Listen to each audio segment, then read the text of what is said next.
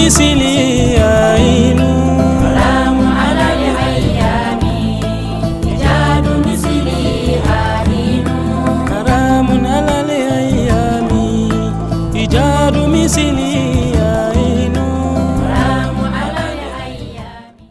بسم الله وبه نستعين والصلاة والسلام على من قال أنا مدينة العلم وعلي بابها وعلى آل بيته الطيبين الطاهرين ومن والاهم بإحسان إلى يوم الدين.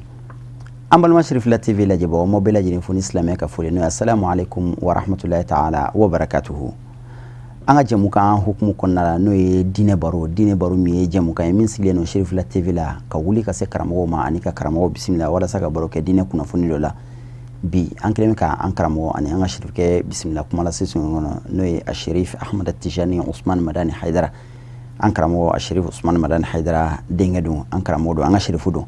anya bismillah kuma la sisun kono bi wala sanga baroke dine kuna funi dola ngayana anga do anga baroko na amba fa anga shirke ko assalamu alaikum wa rahmatullahi ta'ala wa barakatuh. Wa alaikum assalam wa rahmatullahi ta'ala wa barakatuh. an karamo ami foki wala nyando anga wili jabilila antena kuma jenya ambe rajaba kalula rajaba kalu bonyali alay kalu min bonya fo qur'an kono ala kira ere kuma na kan sallallahu alaihi wa sallam gati sau chamana wa kuba chama kira kabe rajaba kaluma akula bilibili doy mi oyi awere moke bangili kalu kono ala noy ali ibn abi talibi ali min ala kira kuma na kan ka chaya ni fusama chau chama be ala anga nyingali folo imam ali yara tu joy. Okay. Naam. أعوذ بالله السميع العليم من شر الشيطان اللئيم الرجيم. بسم الله الرحمن الرحيم والصلاة والسلام على أشرف خلق الله محمد بن عبد الله وعلى آل بيته الطاهرين الطيبين ومن والاهم أجمعين إلى يوم الدين. ثم استحيل ذكري قائلا رب اشرح لي صدري ويسر لي أمري واحلل عقدة من لساني يفقه قولي. وبعد سلام الله عليكم يا مشاهدينا الكرام. وعليكم السلام ورحمة الله. أمبي ألفو كعلى بركة ككشن نماني على فيكو ككربك أنو كرا محمد صلى الله تعالى عليه وسلم أني كرا سودن سنمو أنا كصحابة نيمو ani mogo nyuma minu faraluka ni bara nyuma kay fokata se nyawli ma ya rabbi alaka ne aw bala jelen yola amin ya rabbal ko temelen ko ambi lajaba jakulu bala jelen fo ni watila ni al-islamiyya ka fuli ani keliyani badaya ka fuli no de alaka kishike an bala jelen kan ya rabbi alaka hamu no ya alaka sako dama labango nyuma be ala bolo alako no ya alako ka kala ya kama ni alakira horomai sallallahu muhammad wa alihi bi ambi dombala no rajaba kaloy akletan ani saba ka be munasaba bama ala yi min kɛ ka bɛn ni kalo yi ma ni kalo ye kalo bonya ni ala yɛrɛ ka danna ka kɔn depuis kira ma ci i b'a ye ala b'a fɔ kuranna kɔnɔ inna iddata shuhur inda allahi 12 shahra yawma khalaqa as-samawati wal ard minha 4 hurum fala tazlimu fihinna anfusakum. ni kuranna aya ko ale ala kelen ka san dan jɛnatigɛ ka kelen ka dugukolo dan ka sankolo dan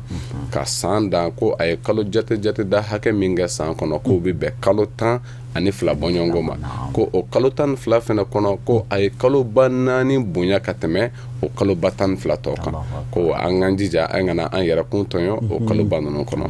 o la nin ye fɛnba ye o kɔrɔ ala ye fɛn caman fɛn dɔw fusaya ni fɛn dɔw ye ala yɛrɛ ka kalo ye kalo bɛɛ ye mais a ko 4 b'a la k'a y'o fusamantiya ka tɛmɛ kalo tɔw kan wala o 4 fɛnɛ kɔnɔna la n'o ye rajaba ye min b'a kelen na parce que n y'o de fɔ a 4 fɔlɔ ye jumɛn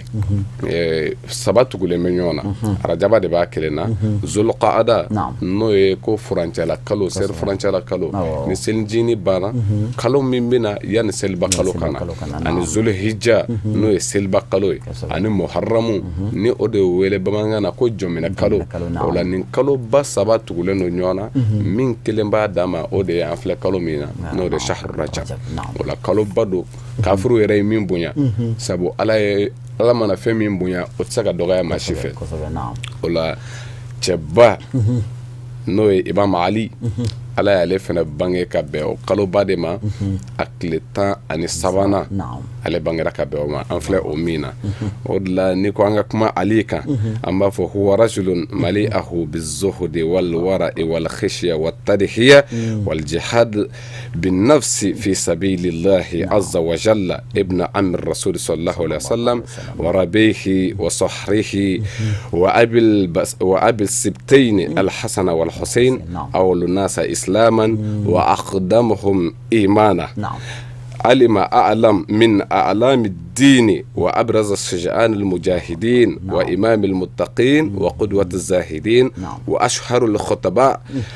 وعلماء العالمين إنه علي بن أبي طالب إنه بطل بل حيدر الأبطال الذي عاش لله بقلبه وجوارحه فما من غزوة إلا شهدها ورفع لواءها وأبلى فيها ما أدى غزوة بدر غزوة تبوك إنه تقي النقي الذي تربى في حقل الإسلام وسقي بماء الوحي فكان زهرة يانئة طاب ريحها وملأ أرجاء الكون كله علي بن أبي طالب نيكو أنك ما عليك أنكو جندو أمبي أدبوكا فيكو تشددو مي دفرة ني على نسرانيه min dafara ni banjiyana ye min dafara ni yɛrɛdi ye alama min dafara ni jihadi ye ala ka siraka n'o ye kira binakɛ den ye ali ibn abi talib ani kira yɛrɛ ka lamɔden ani kira burankɛ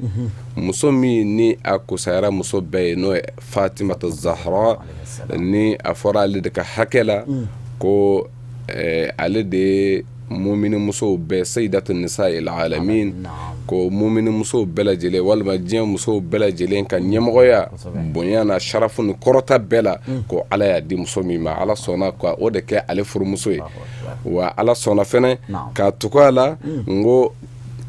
n'o ye kira mɔdenw ye a fɔ ko kira somɔgɔw ni kira somɔgɔ ye ni ala ye layidu d'a ka kira ma kuma min na kira dekunna n'a denkɛ ibrahim fatura kira dekune ibrahima fatulen ala ko a ma kuranɛ kɔnɔ sabu u y'a lagosi n'o ye asi bun wa'il n'a ɲɔgɔnna wɛrɛw ye k'a fɔ muhamadu ka ko banna huwal abtar ko kɔta kɔ bilen k'a fɔ muhamadu kɔ tigɛra sabu a si kɔrɔla nin y'a den laban ye n'a fɔra k'o fɛnɛ ma jɔ k'o fatura o kɔrɔ kira ka ko banna o la ala ye kira ɲɛji cɛ ni kuranɛ sura min o de suratu kawthar k'a fɔ a ye ko inna a'tayna kal kawthar fasalli li rabbik wanhar inna shani'aka huwal abtar muhammad nye e la nisɔndiya ni jumɛn ye ni kawsara ye mufassirina dɔw ko kawsara ye kɔji de ye aljina kɔnɔ dɔw fana ko hɛrɛ caman don mais dɔw fana y'a yira ko kawsara ya ko a ka bɛ fatima de ma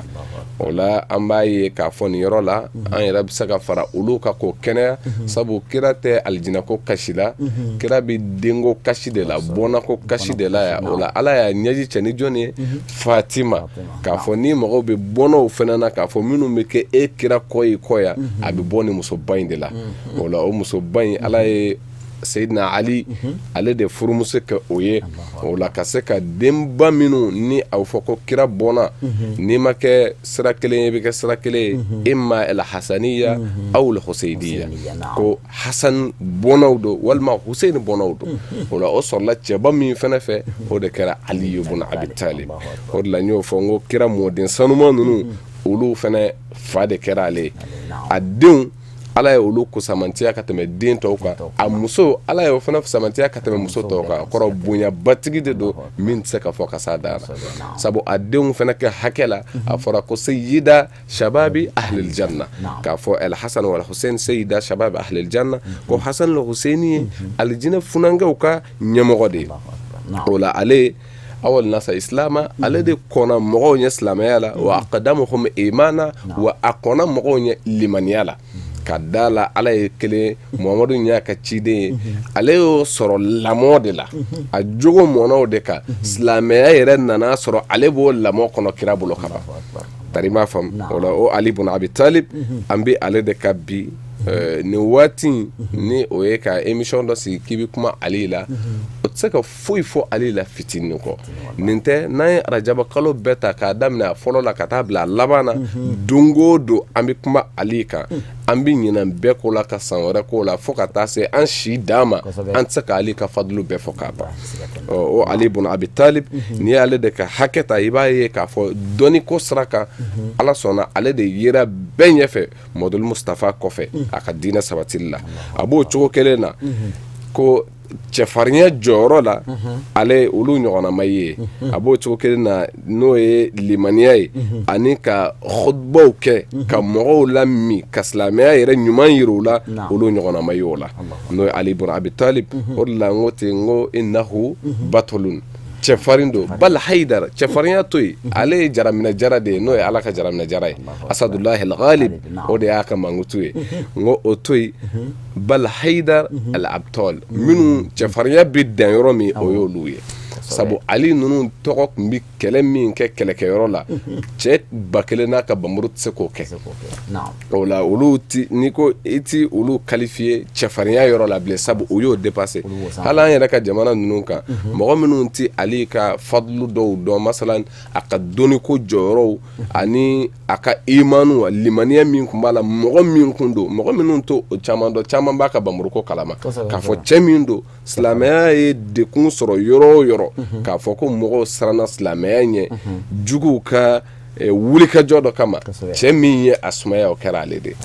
k'a dan o gazuwa caman gazuwatu baduru a tɔgɔ olu de y'a janjo ta a mubaraza fɔlɔ min kɛra silamɛya kɔnɔ Ali ibn Abi Talib de bɔra gazuwatu baduru do ka juguw kunbɛn cɛ fɔlɔ min ka bamuru ye juguw biɲɛ tigɛ o ye Ali ibn Abi Talib silamɛya dɛmɛli kama sabu kira y'a ka so de wele o don ko n'i bi kɔn ko la kan'a di mɔgɔ wɛrɛw ma gɛlɛya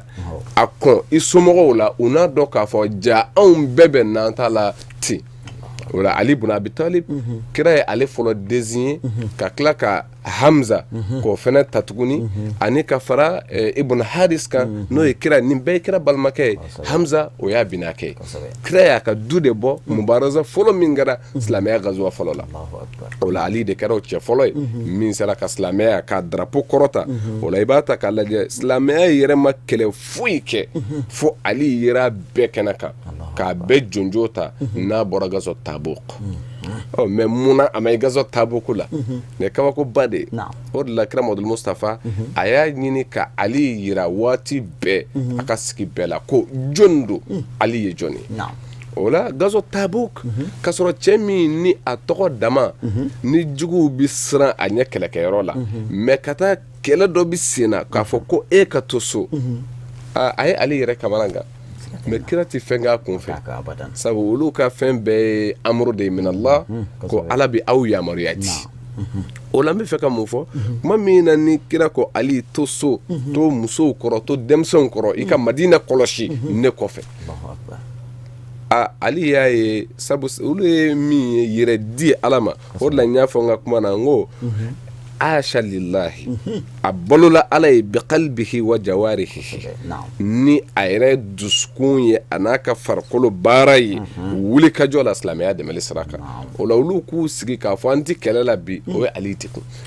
kira ko n tɛ degun ko ye ama tarda an takuna minni bi manzilatu Haruna min Musa illa annahu la nabiyya min ba'di a ko yala e ti jɛna ye a k'i bɔ wa e ni ne ka kɛ ye n'a fɔ nabilahi Musa ni Haruna tun bɛ cogo min Haruna place Musa kɔrɔ yala e ti fɛ i ne ka kɛ ten wa fo n'a kɛra danfara min bɛ kɛ e ni ne ni Haruna ni Musa cɛ o de ye kira wɛrɛ ti ci ne Muhamadu kɔ n'o tɛ ni fadulu bɛ yen a bɛɛ ye e ta ye Sheikhana i b'a dɔn Imam Ali i y'a fɔ i ka kuma daminɛ na ninnu ka bonya hali ni ye kalo bɛɛ kɛ ninnu ka bonya fɔli la a tɛ se ka fɔ ka se a dan na parce que u ma dɔn ka ban u ma den ka se u dan na yɛrɛ an b'a dɔn Alakira ye fusamantiyaw caman fɔ Ali la i bɔra ka dɔ fɔ mais Alakira ye mun de fɔ Ali ibn Abi Talib i bɛ damadamani fɔ an ɲɛna o la inshallah n bɛna s'o ma ka walawalali kɛ Ali ye jɔn ye kira yɛrɛ bolo kira ye mun fɔ a kan o la ka a walawala i ye k'a fɔ ni Ali ibn Abi Talib ale tɔgɔ ka diɲɛ bɛɛ lajɛlen bɔ a kɛra n'a ka cɛsiri n'a ka jija ye ka diɲɛ bɛɛ lajɛlen nafa ni a ye ka a ka jɔyɔrɔ a ka wulikajɔ a ye min kɛ silamɛya dɛmɛli sira kan wa i b'a ta k'a lajɛ k'a fɔ ko kira Muhamadu Mustafa ale sera k'a ka so ladon k'o lamɔ k'o kɛ yeelen ye diɲɛ ye k'o kɛ kabakolo a dolow ye diɲɛ kabakolo dolow ye an bɛ kanda ni minnu ye n'o ye ahlul beitu ye sabu olu fana ni tɔw tɛ kelen ye ala ye olu de sanuya ni kuranɛ aya ye innama yuridu llahu liyuzhiba ankum rijsa ahlal baiti wa yutahhirakum tathira ko Allahu taala yɛrɛ bi min fɛ o de ye ka nɔgɔ yɔrɔma janya ka bɔ ahlul baiti ninnu na k'u sanuyali yɛrɛ la u ne ni e tɛ kelen ye o de la kira ko ten ko ahlul baiti la yukasu bihim ahad ko ne Muhamadu so dunge ninnu ko mɔgɔ foyi tɛ suma ni o ye o ni maa si tɛ suma kari m'a faamu sabu o dɔnnina o bonyana o karamala o jogo ɲɛli la o silamɛya yɛrɛ baarakɛli la o nin di yɔrɔ la o cɛfarinya wulikajɔ la o ko o ni maa si tɛ suma wa o tɛ ko kira ye fusamantiya di o ma ye la o ye fɛn de ye min b'i ye kɛnɛkan ko de don ni bamananw b'a fɔ ten de ko kɔnɔdimi tɛ ɲɛdimi de don n'i ye silamɛya histoire lajɛ kira somɔgɔ ninnu ye min kɛ silamɛya ko la maa si tɛ diɲɛ kɔnɔ k'i b'a suma k'o de la ka nin k'a la a tɛ yɛrɛ di la joli dili la ko mɔgɔ sɔn kira ka umma o bɛ se ka kisi wa a bɛɛ de bɛ taa Imam Hussein ka kuma dɔ la a y'o de fɔ a ko law kana dinu Muhammadin la yastaqim illa bi qatli faya suyufa khuzuni Allahu akbar faya suyufa khuzuni ko n'o y'a sɔrɔ kira ka diinɛ tɛ jɔ ni Hussein joli tɛ bamuru ka jigin kan Allahu akbar mago b'a la mais albeiti in bɛɛ in de kɛ tadihiya yɛrɛ di ni dili silamɛya jɔli ba o la an bɛ Ali ibn Abi Talib min kan bi ale mɔna kira bolo depuis a si san 6 kira sera k'o lamɔ ta mais munna kira tɛ se ka ninnu lamɔ ta k'a sɔrɔ Ala de ye kira yɛrɛ lamɔ depuis Ali san 6 a ye balo daminɛ kira fɛ kira y'a minɛ Abu Talib la n'o y'a fa ye ka Ali ladon o la Ali ibn Abi Talib tuma min na a ladonna kira Muhamadu Mustafa fɛ a ye kira ka jogow ta ani kira ka yɛrɛ bayaw a ka maa bayaw ani kira ka bilasiralikanw Ali mɔna ni o de ye fo ka taa se kira yɛrɛ cili ma o la kira Muhamadu Mustafa cilen o y'a sɔrɔ Ali si bi san 10 hakɛ de la riwaya la sɔn caman ka kuma la o la Ali mɔgɔ fɔlɔ minnu ye silamɛya embrasser ka girin ka don a la o kɛra olu de o ma siga ale ni Sayyidatu Khadija olu de ye silamɛya ta wa k'a daminɛ o don na ka taa se don ma fo a bɛ segin a ka Ala ma a bɛ segin a ka Ala ma don min o tora kira ka minhaju kɔ ka o de mutaba'a 100% foyi ma bɔ min na fo ka taa o segin o ka Ala ma ani mɔgɔw kalali Ala ka diinɛ na o la o Ali ibn Abi Talib ni ko an ka kuma nafa ka ɲɔ de fɔ an tɛ se ka foyi fɔ fo n'a kɛra fitinin dama ye Ali yɛrɛ kan o la ka yira ko Ali o silamɛyara depuis silamɛya fajiri ale ni Sayyidatu Khadija kira Muhamadu Mustafa ni a cira i bɛ ni minɛ ka bɔ kuma min na Ali ibn Abi Talib a ka khutba dɔ bɛ yen a bɛ kuma silamɛya kan ani limaniya ko olu différence ka bɔ kafiriya la n'i ye o ta k'o lajɛ min bɛ a f'i ye sabu ka d'a kan kira ka hadisa dɔ bɛ yen ni kira b'a fɔ bada al-islam ghariban wa sayaudu ghariba o waati fatuba lil ghuraba k'a fɔ silamɛya daminɛna a tungamangɛlama wa a bɛ segin a tungamangɛlama ko alijinɛ tuba bɛ tungamangew ye i y'a faamu o ye kira ɲininka o la kira ko n'i ma tungamangew dɔn k'o de ye minnu bi ɲɛ mɔgɔw tiɲɛlen wale jugu waati bɛɛ kɛlen jugumangɛla ye laadiriya bannen kɔ juitisi tilennenya tɛ yen bilen faama ta ye tiɲɛ ye hali ni nkalon don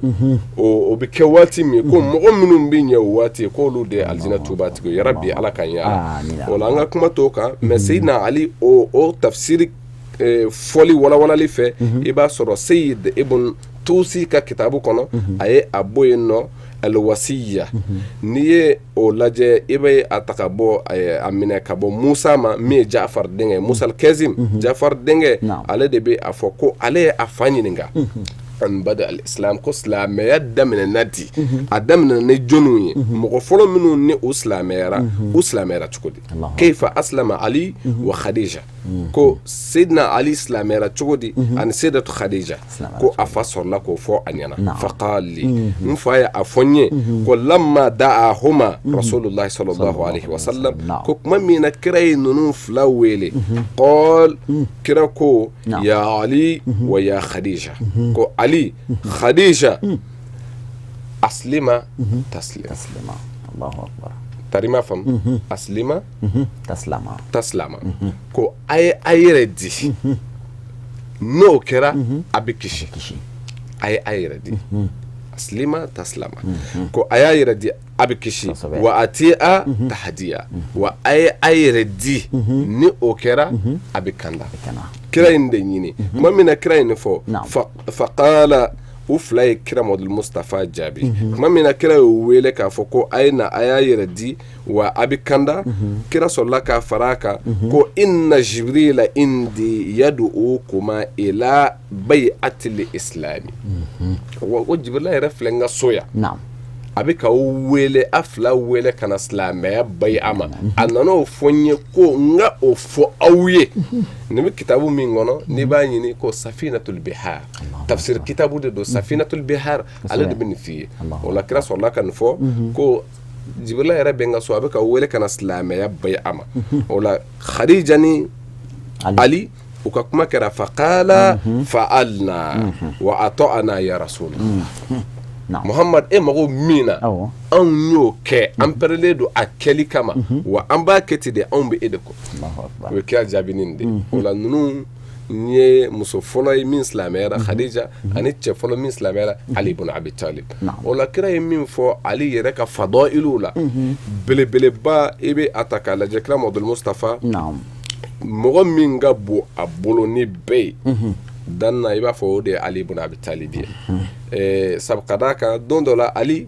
abikira abtase kira ma abikira nyinga ya rasulullah ayyuna ahabba ilayk ana am fatima Allahu akbar ako an fulala jonne ka bo ere bolo de jonne ka di ere Allahu akbar ne do wa wal ma fatima do de qal kira ko fatima ahabba ilayya ko fatima tana janyela akadne min ka katme alika wa anta a'azzu alayya min Allahu akbar nga alika bumulo nay bil hikma Allahu akbar ni afef labe ni yasiki abta wolo kilena ya kira u beka valeur di nene ema ko angana miri ni sumaye uma okoro nunu de nga kanu bawye nunu de nga bele bawye yayi ayende fo ali ka hakela o pika yirila ko ali ibn abi talib mamina nin fora aka hakela dodola we aisha fena yininga sabu akuma be wolo kelende la we aisha yininga ko jonde kun kadi kiraye kateme beka aisha ko chogodi ako fatima ko de kun kadi kiraye kateme beka o ko ko me ko chewla dun kira aisha ko chogodi qalat zawjuha Fatima ce Allahu akbar musola Fatima da kada ne be chaula Fatima ce kada ne be no Ali ibn Abi Talib wala alhamdulillah ambe o Ali de ka hakela bi ka yira ko kiraye fadlu benyini ka di Ali ibn Abi Talib ma ko ango don ka soro de kuntala ne ala ye joro min di mo ma mo ni itse ko o juguya o ko kira gadirkum no ye kira ka hijjatul wada ye kira segmato ka boy sahaba ba keme ba mugan nani bi afe do kun tara ko kokolu wele kana minu mase ako kanga tolu kase o besele kira sorlaka jumen fo ko alastu aula bil mu'minina min anfusihim ko yala ne mangani mu'minu ka ko tigiya ka tamo yara kun kanwa nati mu'minu ka ko nyema ka tamo yara kun kanwa mu'minu ko qalu bala ya rasulullah o che o lay bi feka mufo ako man kuntu maulahu ay ali ta tegema ka korata ko man kuntu maulahu fa hadha مولاه اللهم عادي من عادا ووالي من والاه الله أكبر أكو علي علي a y'a bolo kɔrɔta ko nin de ka fisa ne mana kɛ maa o maa ɲɛmaa ye i k'a dɔn ale y'i ɲɛmaa ye tari m'a faamu ka sɔrɔ k'a fɔ ala kɛ maa bɛɛ fɛ min kɛra a fɛ ala ban maa bɛɛ la min banna la wa ala kɛ maa fɛ mɔgɔ kanu min y'a kanu ala maa o maa y'a juguya o tigi fana juguya wa mɔgɔ o mɔgɔ y'a dɛmɛ ala o dɛmɛ mɔgɔ o mɔgɔ ye ali labila ala o tigi labila o la ka yirila kira Muhamadu Mustafa nin bɛɛ hadisa kɛnɛmanw de ye hadisa min ni Albani ni a ye a fɔ ko a sabatilen don min'o fara kan k'o d'i ma nin sabatili la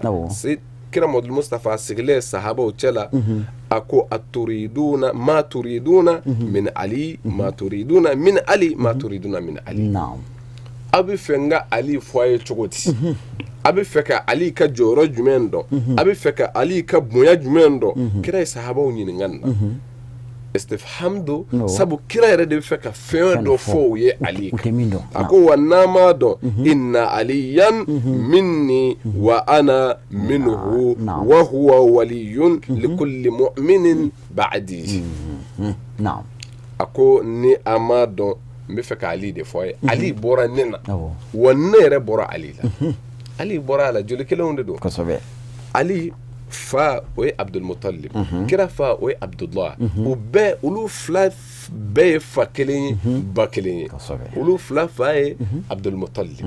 o la u bɛɛ ye ba kelen fana ye bon olu fila de ye sinji ye wa kira bɔra la sabu ale bɔra kira la sabu kira dɔgɔnin don u joli bɛɛ ye kelen ye wa puis kira fana bɔra la sabu ale de kɛra sababu ye kira bɔnna minnu bɛ dugukolo sanfɛ bi ka olu bila dugukolo sanfɛ o la ko wa mɔgɔ silamɛ bɛɛ ɲɛmaa don ne Muhamadu kɔfɛ ne hadisa ye Albani yɛrɛ ye min sabati k'a fɔ ko nin ka kɛnɛ nin b'o hadisaw la Sheikhana an bɛ hakɛto ɲini fɛ waati n'a cogoya kama dakurunya laban jumɛn b'i bolo an ka baro in kuncɛw kan alhamdulillah an y'o de fɔ waati ka dɔgɔ anw la Imam Ali ka mamutu la o de la aw ka émission in n'i y'a ta k'a lajɛ a ka surun kojugu Ali ibn Abi Talib o la an bɛ kumakan laban minnu ni an bɛ o fɔ k'a kun cɛ n'o ye kira Muhamadu Mustafa ka kuma dɔ bɛ yen a b'o fɔ Ali ka hakɛ la a ko قال النبي صلى الله عليه وسلم علي مع القرآن والقرآن مع علي ولن يتفرقا حتى يرد علي الحوض أكو علي ني قرآن دو قرآن ني علي دو علي فران بي قرآن كا قرآن فرالين دو علي كا Ali ka baara bɛɛ bɛ kɛ ni kuranɛ ye wa kuranɛ yɛrɛ ti foyi fɔ ko Ali ti min kɛ kuranɛ yɛrɛ ti an bali foyi la ko Ali ti min to yi wa ko u fila ti fara fiyewu fo ka taa ni Muhamadu sɔrɔ hawudu la nin ye fɛnba ye dɛ ka sɔrɔ kuma min na ni sahabaw ye kira ɲininka o sigalen a ka dayɔrɔ bana dilan kan o ko Muhamad i bɛ taa ka mun to an bolo